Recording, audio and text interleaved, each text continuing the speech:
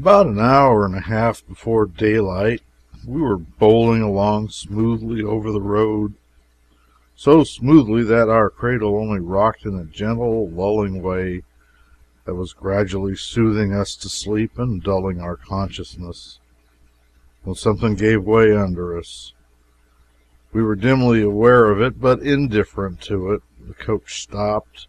We heard the driver and conductor talking together outside and rummaging for a lantern and swearing because they could not find it. But we had no interest in whatever had happened, and it only added to our comfort to think of those people out there at work in the murky night, and we snug in our nest with the curtains drawn. But presently, by the sounds, there seemed to be an examination going on, and then the driver's voice said, "By George, the Thoroughbrace is broke." This startled me broad awake, as an undefined sense of calamity is always apt to do. I said to myself, "Now a Thoroughbrace is probably part of a horse, and doubtless a vital part, too, from the dismay in the driver's voice. Leg, maybe. And yet, how could he break his leg waltzing along a road such as this? No, it can't be his leg.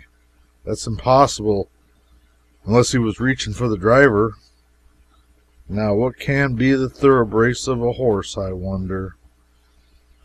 Well, whatever comes, I shall not air my ignorance in this crowd, anyway." Just then the conductor's face appeared at a lifted curtain, and his lantern glared in on us and our wall of mail matter. He said, "Gents, you'll have to turn out a spell. The thoroughbrace is broke." We climbed out into the chill drizzle and felt ever so homeless and dreary, when I found that the thing they called a thoroughbrace was the massive combination of belts and springs which the coach rocks itself in. I said to the driver, "I never saw a thoroughbrace used up like that before, that I can remember. How did it happen?" "Why, it happened by trying to make one coach carry 3 days' mail. That's how it happened," he said. "And right here is the very direction which is wrote on all the newspaper bags, which was to be put out for the Injuns for to keep 'em quiet. But it's uncommon lucky, because it's so nation dark I should have gone by unbeknownst if that there thoroughbrace hadn't broke." I knew that he was in labor with another of those winks of his, though I could not see his face because he was bent down at work. And wishing him a safe delivery, I turned and helped the rest get out the mail sacks. They made a great pyramid by the roadside when it was all out. When they had mended the thoroughbrace, we filled the 2 boots again, but put no mail on top, only half as much inside as there was before. The conductor bent all the seat backs down, and then filled the coach just half full of mail bags from end to end. We objected loudly to this, for it left us no seats. But the conductor was wiser than we, and said that a bed was better than seats. Moreover, this plan would protect his thoroughbraces. He never wanted any seats after that. The lazy bed was infinitely preferable. I had many an exciting day subsequently lying on it, reading the statutes and the dictionary, and wondering how the characters would turn out. The conductor said he would send back a guard from the next station to take charge of the abandoned mail bags, and we drove on. It was now just dawn, and as we stretched our cramped legs full length on the mail sacks and gazed out through the windows across the wide wastes of greensward clad in cool, powdery mist, to where there was an expectant look in the eastern horizon, our perfect enjoyment took the form of a tranquil and contented ecstasy.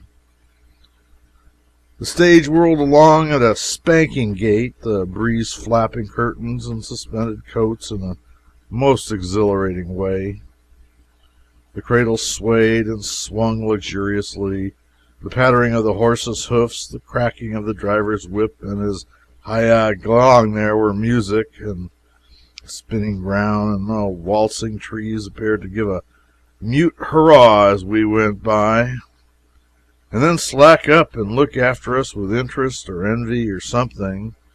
And as we lay and smoked the pipe of peace and compared all this luxury with the years of tiresome city life that had gone before it, we felt that there was only one complete and satisfying happiness in the world, and we had found it. After breakfast at some station whose name I have forgotten, we three climbed up on the seat behind the driver and let the conductor have our bed for a nap. By and by, when the sun made me drowsy, I lay down on my face on top of the coach, grasping the slender iron railing, and slept for an hour or more. That will give one an appreciable idea of those matchless roads. Instinct will make a sleeping man grip a fast hold of the railing when the stage jolts, but when it only swings and sways, no grip is necessary. Overland drivers and conductors used to sit in their places and sleep 30 or 40 minutes at a time on good roads while spinning along at a rate of 8 or 10 miles an hour. I saw them do it often. There was no danger about it. A sleeping man will seize the irons in time when the coach jolts. These men were hard worked, and it was not possible for them to stay awake all the time. By and by we passed through Marysville and over the Big Blue and Little Sandy, and thence about a mile and entered Nebraska. About a mile further on we came to the Big Sandy, and 180 miles from St. Joseph. As the sun was going down, we saw the first specimen of an animal known familiarly over the 2,000 miles of mountain and desert from Kansas clear to the Pacific Ocean as the Jackass rabbit. He's well named. He's just like any other rabbit, except he is from 1/3 to twice as large, has longer legs in proportion to his size, and has the most preposterous ears that ever were mounted on any creature but a jackass. When he's sitting quiet, thinking about his sins, or is absent-minded or unappreciative of danger, his majestic ears project above him conspicuously. But the breaking of a twig will scare him nearly to death, and then he tilts his ears back gently, starts for home. All you can see then for the next minute is his long gray form stretched out straight and streaking it through the low sagebrush, head erect, eyes right, and ears just canted a little to the rear, but showing you where the animal is all the time, same as if he carried a jib. Now and then he makes a marvelous spring with his long legs, high over the stunted sagebrush, and scores a leap that would make a horse envious. Presently he comes down to a long, graceful lope, and shortly he mysteriously disappears. He is crouched behind the sagebrush and will sit there and listen and tremble until you get within 6 feet of him, when he will get under way again. But one must shoot at the creature once if he wishes to see him throw his heart into his heels and do the best he knows how. He is frightened clear through now, and he lays his long ears down on his back, straightens himself out like a yardstick every spring he makes, and scatters miles behind him with an easy indifference that is enchanting. Our party made this specimen hump himself, as the conductor said. The secretary started him with a shot from the Colt. I commenced spitting at him with my weapon, and all at the same instant the old Allen's whole broadside let go with a rattling crash, and it is not putting it too strong to say that the rabbit was frantic. He dropped his ears, set up his tail, and left for San Francisco at a speed which can only be described as a flash and a vanish. Long after he was out of sight, we could hear him whiz. I do not remember where we first came across sagebrush, but I've been speaking of it, I may as well describe it.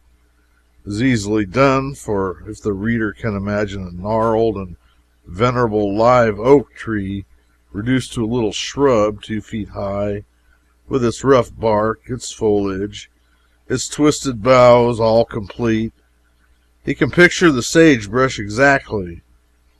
Often on lazy afternoons in the mountains I've lain on the ground with my face under sagebrush and entertained myself with fancying that the gnats among the foliage were Lilliputian birds, and that the ants marching and countermarching about its base were Lilliputian flocks and herds, and myself some vast loafer from Brobdingnag, waiting to catch a little citizen and eat him.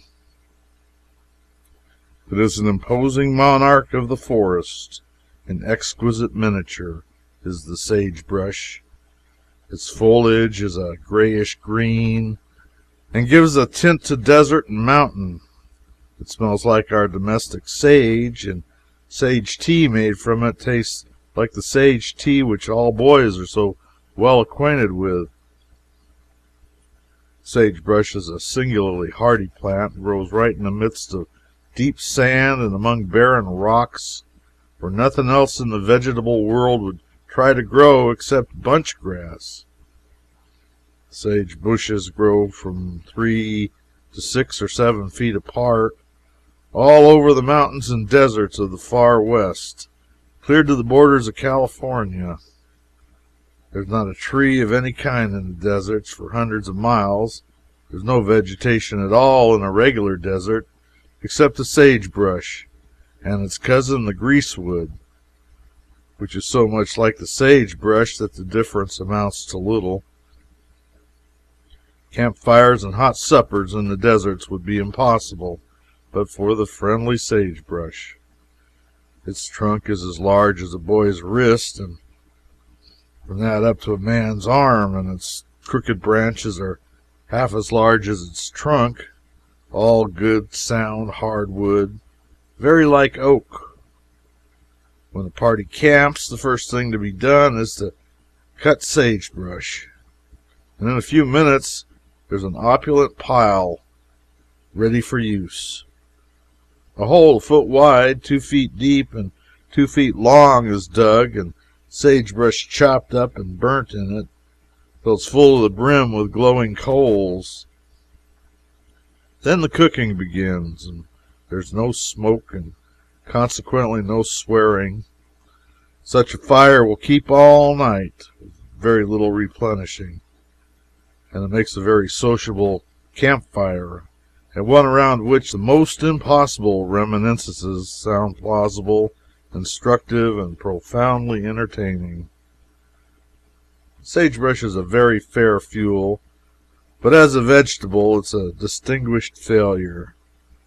Nothing can abide the taste of it but the jackass and its illegitimate child, the mule.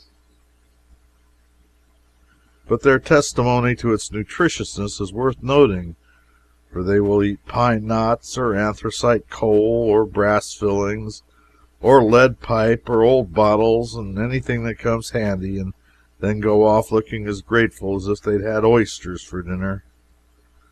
Mules and donkeys and camels have appetites that anything will relieve temporarily, but nothing satisfy.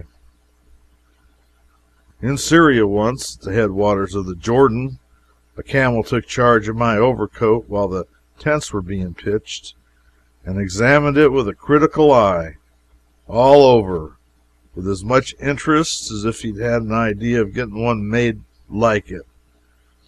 And then, after he was done figuring on it as an article of apparel, he began to contemplate it as an article of diet.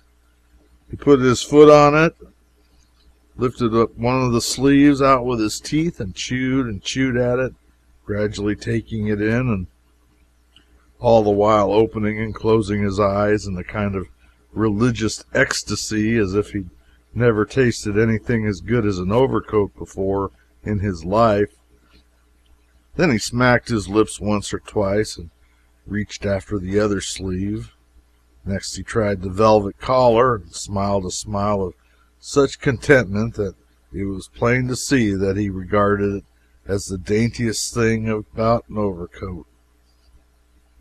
The tails went next, along with the percussion caps and cough candy and some fig paste from Constantinople, and then my newspaper correspondence dropped out, and he took a chance in that. Manuscript letters written for the home papers. But he was treading on dangerous ground now. He began to come across solid wisdom in those documents, and that was rather weighty on his stomach, and occasionally he would take a joke that would shake him up till it loosened his teeth.